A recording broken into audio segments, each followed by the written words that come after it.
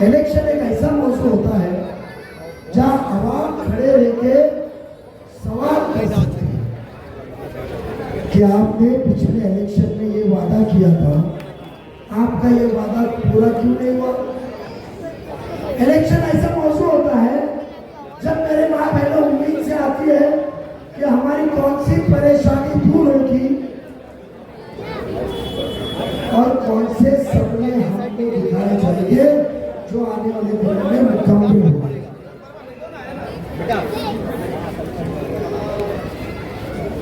मगर आज का दौर तो फैजी साहब, आप मुझे बहुत इम्प्रेस हुआ। मैंने इनका नाम सुना था 2019 में, माफी चाहता हूँ आंखें खुली लेट, 19 के पहले खुली होते तो मोहम्मद कलवा से आपको जरूर वोट दिया होता।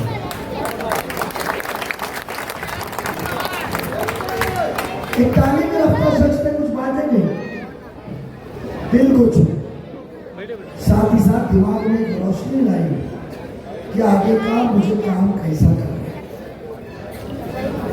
जितेंद्र आवाज जी आज 15 साल से जीत के आ रहे, मगर आज मेरे ख्याल से यहाँ भी उनकी मीटिंग भी होगी, नहीं क्या?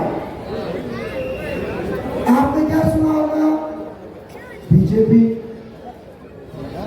इस्लाम खतरे में है, महाविकास आघाड़ी को वोट नहीं दिए तो कुरान पाक तकलीफ में आ जाएगा। अरे मियां भाई, हम इस्लाम के जैसा सच्चा जज्बा किसी को नहीं मिलता है, वो हमारे ईमान से हमारे दिल में आता है। मिस्टर जितेंद्र आवाज, कलमा पढ़ने से आप हमारे ईमान का इम्तिहान नहीं ले सकते।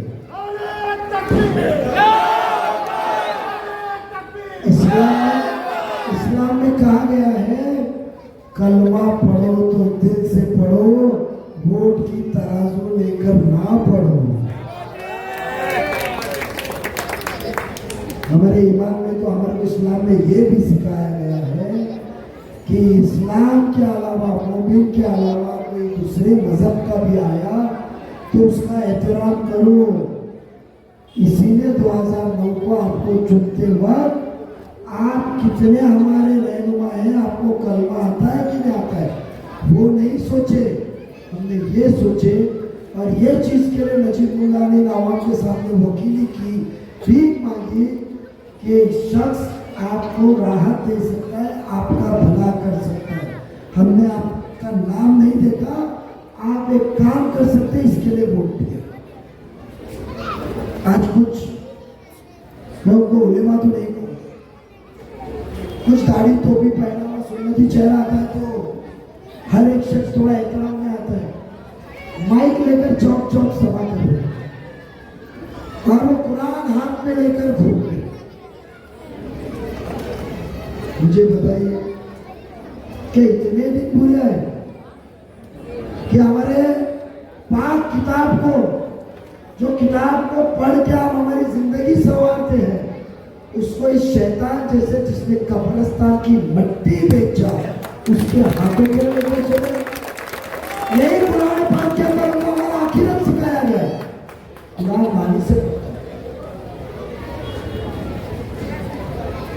कुरान मानी से पढ़ता हूं। पूरे कुरान के अंदर एक चीज कही गई है जो नाज़िल आसमान से, बाकी की चीज पैदा की गई। और कुरान में टोटल सूरह 1 से 14 है, सुना बोलिए 57 नंबर है अल हदीद आयन, जमीन के बीच में आयन है, लोखंड, वही नाज़िल होता है। उसके अंदर आखिरत में अच्छे अमाल देंगे तो आपको क्या मिलेगा, आखिरत के अंदर आपके अच्छा अमाल नहीं रहेंगे तो किस तरीके का अजाब मिलेगा। उसी के अंदर जितेंद्र आवाज साहब, जो आपके मॉल जो घूम रहे गाड़ी टोपी वाले, कुरान शरीफ को हाथ में लेकर, मैं ये मेरी माँ बहनों से दरखास्त करूँगा, नौजवानों से और बुजुर्गों से कहूँगा कि आपकी चौरा पे आए ना तो उनका गिरबान पकड़ के पूछो कि यही पाक मुकद्दस किताब के अंदर लिखा है कब्र का अज़ाब, और वही कब्र को आपने मिट्टी को बेचने वाले के लिए आप वोट मांगने आए हो।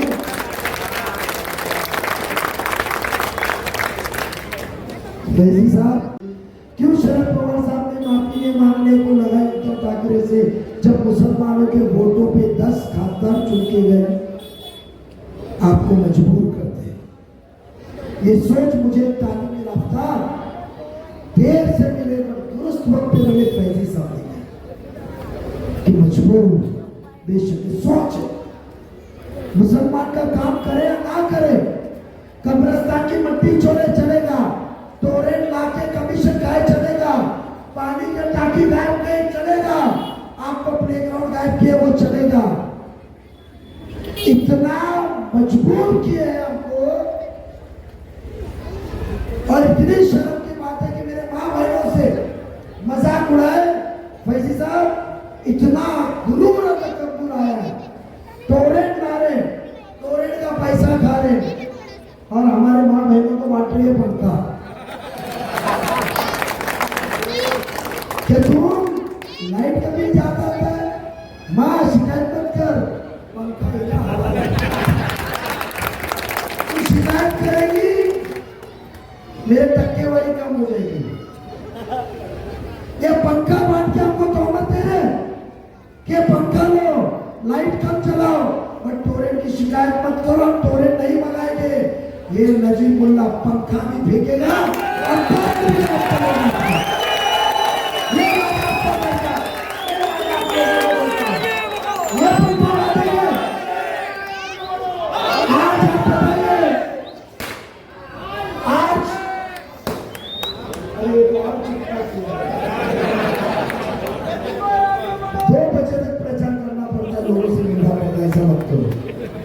आप एक बात बताइए, ये चाहे बीजेपी के साथ रहे, ये चाहे वो पार्टी के साथ रहे, वो कुछ भी अनाप शनाप हमारे बारे में बात करेंगे।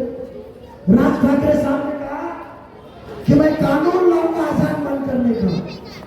हमको उम्मीद थी उद्धव ठाकरे की पार्टी से कि वो बोले कोई कानून लाने की जरूरत नहीं, पर उनका संजय राउत कहता है फिर से हमारे जगह पे बंद आजाद बंद करने को कानून की क्या जरूरत, और वो साथ में चलेंगे। और एक मोमिन, एक भाई टोरेंट भगाने आया, आपको पानी दिलाने के लिए आया, आपको टीचर लाया, स्कूल में अच्छी स्कूल दिलाने को लाया, आपको प्लेग्राउंड लाने को लाया, आपके माशरे के ड्रग्स को हटाने के लिए आया, जो ड्रग्स के बच्चे अधीन में उनको रिहाब सेंटर बनाने के लिए आया, आपकी ट्रैफिक दूर करने आया, आपका हॉकर्स मार्केट बनाने को आया,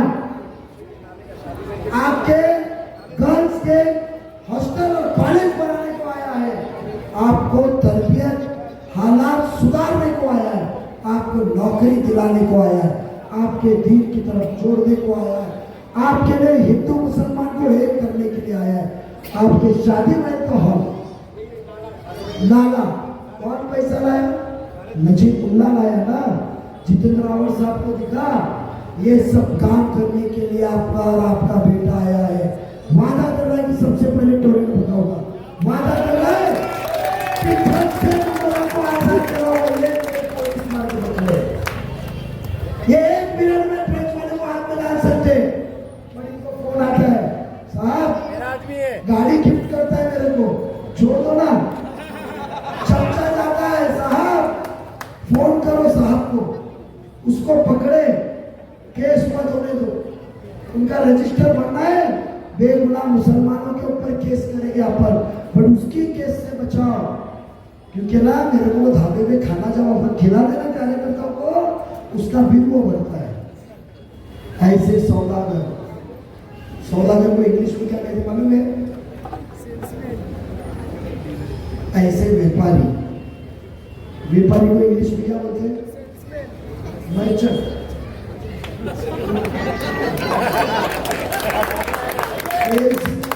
सेल्समैन नहीं बेटा, व्यापारी को क्या बोलते हैं? मर्चेंट। अमेरिका में मैंने मर्चेंट बोल दो, व्यापारी मैं इंग्लिश कॉन्वेंट से सीखा हूं। ऐसे व्यापारियों को, ऐसे मर्चेंटों को, ये मेरा खादी वर्दी के ना डंडे में इतनी ताकत है ना, 24 घंटा 2 ट्रक्स खाली करेगा। इनको राजनीतिक चाहिए, इनको भी पसंद नहीं है, इनको भी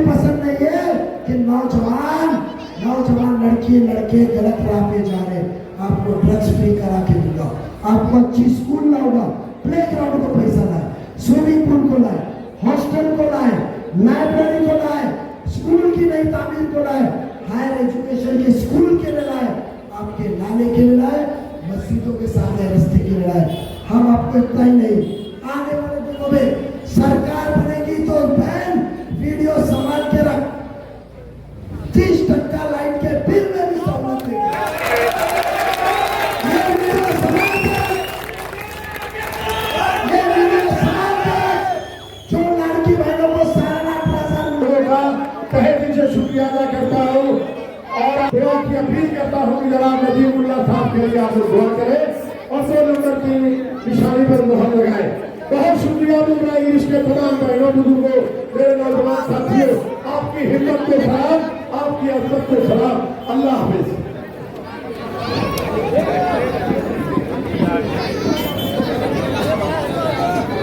ये बच्चों सीढ़ी पे गिर जाएंगे।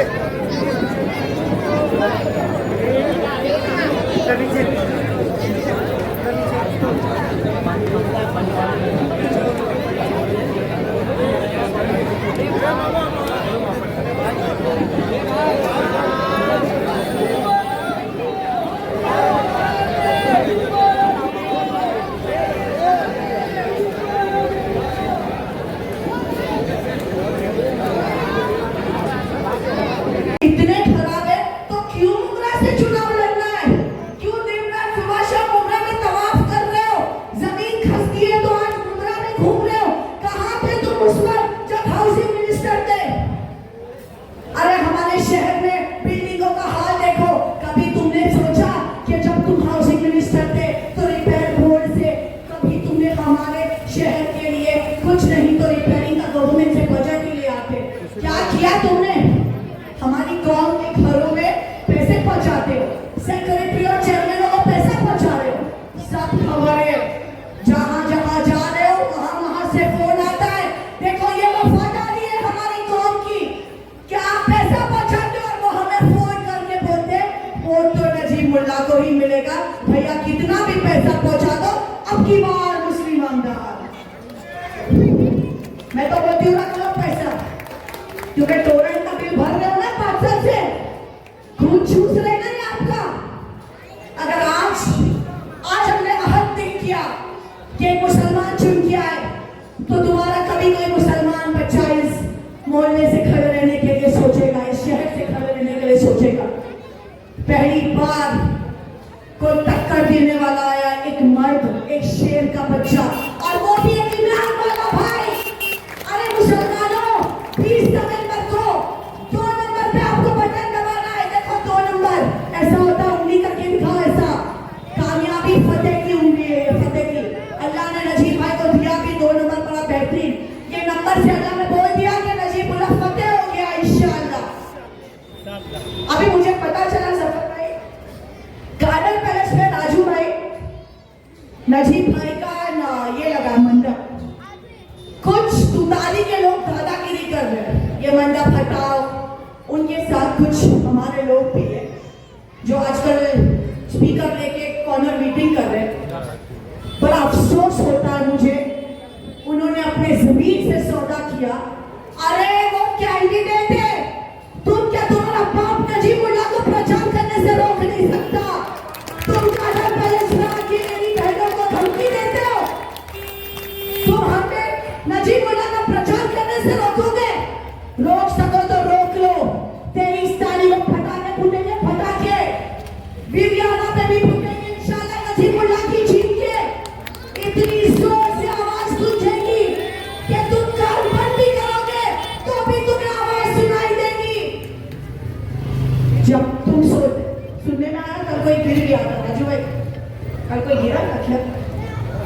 ये नजीबुल्लाह को गिरा रहे और अल्लाह ने रास्तों पे गिरा रहा। Instant Karma, instant. वो इंग्लिश में बोलते ना, कर्मा नोस एवरीवन्स एड्रेस। तो ये नजीबुल्लाह के इनके चमचे नजीबुल्लाह के स्टेशन पे बैनर फाड़े और पता चलता है कि वाई जंक्शन पे आमदार गिर गया। कब तक गिराओगे ईमान वालों को? अल्लाह उसके साथ है, टिकट नहीं मिलेगी।